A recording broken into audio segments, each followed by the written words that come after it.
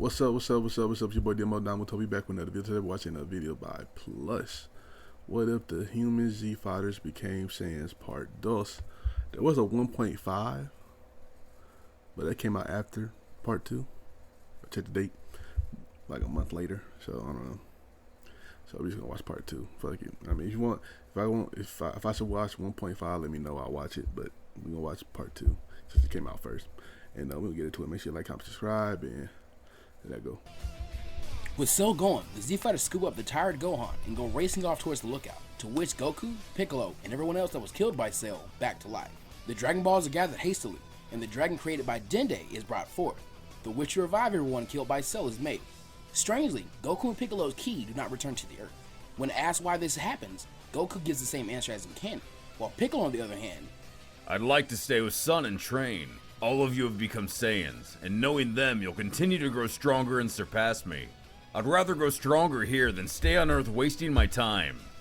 Besides, we haven't had our rematch yet.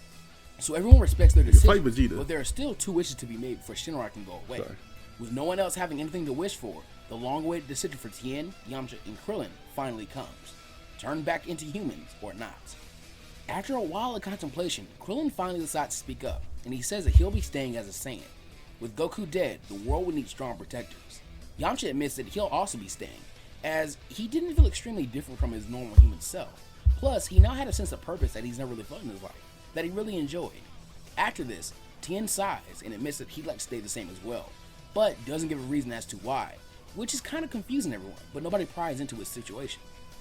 During this, Android 18 finally wakes up, still in Krillin's arms, and she chews him out about that. He explains the situation, and she's super surprised at how genuinely kind he was. Not to mention, she might be a bit more attracted to this version of Krillin, since he's got a bit more confidence from being a Saiyan. So with no one else having a wish to make, 18 actually decides to make her own wishes. She asks the dragon to bring her twin brother 17 back to life, which is something that Krillin takes notice of, and to remove the bombs that are in their chest. With that done, she decides to leave the lookout with her usual bravado still in place. But she tells Krillin to call her sometime before going off to find 17. After that, the Z Fighters start to split up, Vegeta in particular being extremely upset that Kakarot wouldn't be returning to life, meaning that he was the only true Saiyan still alive. Just before Tien left, he tells Krillin, Yamcha, and Gohan to keep up their training, as he's going to want to fight them later down the line to see how well his training is going. Now, instead of a straight cut to 70 years later, I'm actually going to run through the most important events that take place here in this timeline. First off, Goku and Piccolo begin training hard in the other world. Krillin and 18 actually meet back up at some point, and I think they connect a lot faster and a lot more passionately. Krillin has a tiny bit more backbone and drive in this timeline, so 18 finds him a lot more cool. As for Vegeta, he's training much harder these days, as he doesn't want to be surpassed by what he views as fake Saiyans. And he takes a much more active role in Trunks' parenting than he does in canon, but more on that later. A year later, a stronger Goten than in canon is born. Now how about Gohan? Well, I think his naturally curious nature is going to lead him to do a lot more training than what he did in canon, to try and maybe discover that same power that he used against Cell in the Cell games. Beyond that, he'll be getting encouragement from more than just Vegeta to not get soft. So Gohan won't lose any of the strength he had in the Cell games, but he won't be growing by an amazing amount. He still has to study and help his mom with Goten, so he has some priorities over training. Speaking of Goten, if Gohan is training, it likely means that Goten would join him sometimes, meaning that Goten receives training from more than just Chi-Chi. Over with Yamcha, he like Krillin and Tien has decided to continue his training during peace times, but for obvious reasons, he is kicked out of Capsule Corp. While in the city, he runs into someone who, to his surprise, is actually looking for him, Mr. Satan. The champ explains that he'd been looking for the fighters, as he was very grateful for their help. It couldn't have been a coincidence that he and his friend glowed when the Cell Jr. was destroyed. So, he offers Yamcha a job, basically the same job he gave Majin Buu in canon, of helping Hercule to remain champion. And I hear you, this doesn't sound like the type of deal a Saiyan would take. That said, Yamcha still has a lot of his human mindset. Remember, Yamcha was a thief. He's always done what it takes to get by. Sure, he could just become the new world champ himself, but it wasn't like that would give him any real challenge, so he might as well take the steady work and income. So I think Yamcha accepts his deal from Mr. Satan. Meanwhile, Tien takes up his residence in the mountains with Chaozu to train for his first meeting with the other new Saiyans. This was to test his progress, so around a year after the initial split up of the Z Fighters, the 3 former human warriors meet up in a secluded area and have a spar. To his chagrin, Tien wins without contest. Angry, he demands to know why his friends were slacking off. Yamcha laughed nervously as he didn't have an excuse, but Krillin did. He'd been helping 18 with the baby. Shocked, the others interrogated him on what he meant. He revealed that he was married and a dad now, even pointing out that 18 actually watched the battle. Now, here I'm going to deal with kind of a controversial idea. It's just one of the things that I've kind of noticed within Dragon Ball, so if you disagree with me, that's perfectly fine. From here, Tien and Yamcha both feel a new competitive drive with their friend and fellow Saiyan. They both want to have children as well.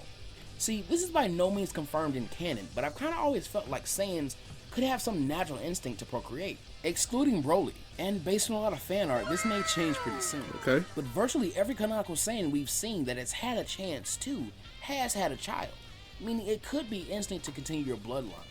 And it would make sense from a logical standpoint. As a warrior race, your lifespan isn't said to be extremely long.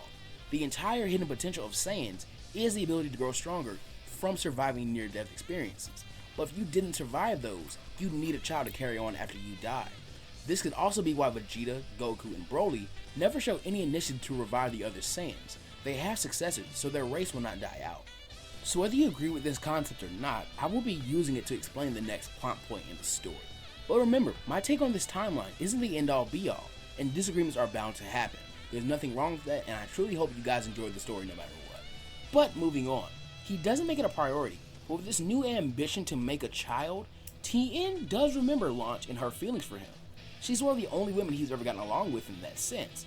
And long story short, I think if Tien sought out a relationship with Launch now, it could actually work out very well. He'd be much more mature now than he was, say, 10 years ago. As for Yamcha, well remember, he's now working with Mr. Satan, meaning he's actually going to be around a lot of groupies.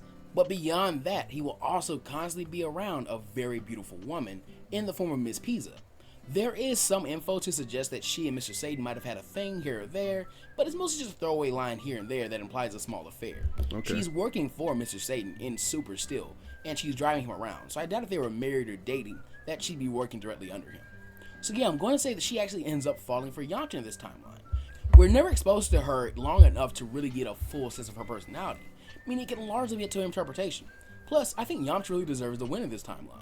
A few more years down the line, Trunks and Goten form their iconic friendship, which Vegeta is perfectly alright with. He isn't, however, okay with Trunks being friends with the children of Tien and the other fake Saiyans. Yes, Krillin still has Marin, but we now have two non-canon children of Yamcha and Tien, and I've decided to make them both girls.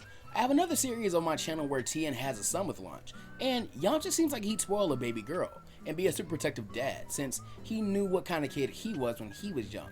Actually, that's a very cool character dynamic to kind of put Yamcha in later on in the series. And speaking of Tien's son's name, in that series, the name suggested for him by one of the fans was Buri. It'll be given to his daughter as well because number one, it's unisex, and it sticks with the nomenclature that Toriyama set forth. As for Yamcha's daughter, well, his name means to drink tea, and Pizza's name is literally just the word pizza. There's very little link between these two objects, so I decided to go with the idea of dairy products. You put cream in tea sometimes, and cheese on pizza. So, cream cheese. I then decided on the Japanese word for the food cream cheese, kurima chizuru, and I decided to slice it into kurizu. Surprisingly, and showing a lot more maturity than you would originally peg him for, Goten is actually good friends with all the girls, Marin, Buri, and Kurizu. And like all kids, he wants all his friends to play together, but Trunks is sadly unable to. Bulma isn't against the idea of the kids playing together at all, but Vegeta is very adamant against this. The son of the Prince of all Saiyans cannot associate with fake Saiyan. And that's about the gist of the important stuff that happens in the 7-year time scale. From here, a lot of stuff goes the same from the creation of the Great Saiyaman persona by Gohan. After being told, 18 and Krillin decide to enter the tournament, and actually, Marin, a child who hasn't really tried fighting out yet, decides she wants to also try. 18 forces her brother to enter it as well. Having never met 16 in this timeline, he unfortunately never develops a love for nature, so right now he's just bumming around Kame House. Tien and his daughter Buri also decide to enter the contest, since Launch had actually forced Tien to move into the city. He also wouldn't mind if he won and earned them some money, and it'd be great publicity for the dojo he wanted to start pretty soon. And of course, Yamcha, being an employee of Mr. Satan, would also be joining in, but his daughter isn't much of a fighter. I also want to say that Vidal's training goes a bit differently in this timeline. She's a little more open to the idea of ki as a concept, and shows a talent for it in canon. So I think she'd be a lot more insistent on learning to weaponize it as well as fly. I could even see Gohan maybe taking Videl to Korin's tower to have her climb it and train with the Cat Master. Taking her to Master Roshi wouldn't be a good idea for obvious reasons. But as the day of the tournament approaches, the contenders work hard to finish their training. Finally, everyone meets up officially for the first time in a long time, and Piccolo and Goku make their grand entrance. The only real difference is all the kids and the addition of 17, who when seeing Piccolo, both get excited at the prospect of a rematch with each other. The youth division doesn't go over well with the kids, but surprisingly, Tien isn't too happy about it either. He really wanted Buri to compete with adults and get some real experience in her training. Unable to hold back, Vegeta makes a smug comment. Ha ha ha! It isn't like your half-breed brats could have won against Trunks! What did you say? The two then got to one of their usual squabbles as the others finished the sign-ups.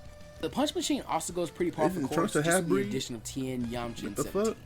The youth division will be saved for a part 1.5, because I really want to give the kids some more characterization and focus in on these battles. And to say who the winner of this contest is, Mr. Satan still makes the mistake of faking a loss and almost has his head knocked off. Our 16 competitors and their matchups will also not change, but let's change out Killer with Yamcha, Mighty Master 17, and Jewel is replaced with Tien. And the meeting with Shin and Kibito also doesn't change too much. In match 1, Krillin literally breathes on Pentar and wins. As for match 2, it is completely possible to change it because Piccolo has been training in Otherworld with Goku, so it's not an exaggeration to say he is much more powerful than his canon counterpart.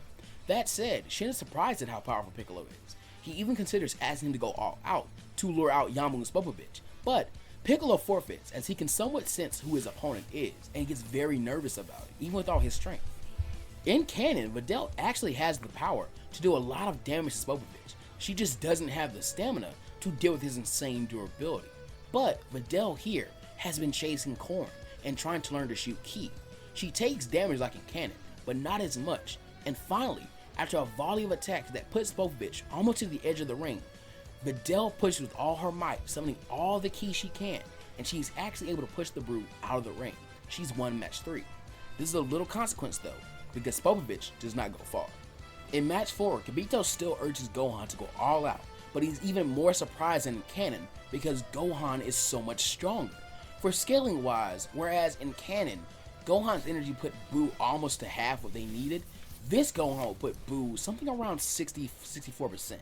Once tracking them down to Babidi's ship, things go very similar, though Krillin is the only one caught by Deborah's stone spit. Because of this, Goku, Gohan, Tien, Vegeta, Piccolo, and Shin fly into the ship, while Yamcha stays outside to guard his friend's stone body and make sure no harm came to it. Vegeta still wins rock, paper, scissors and murders Pui Pui, easier than in canon, not even allowing Babidi to change the scenery to Planet Zoom.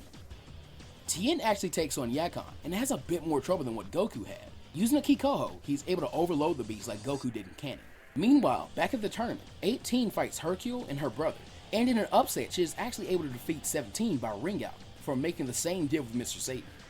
During this match, the children, led by Trunks, decided to go and see what the adults had left over, though Buri informed the group it was a bad idea.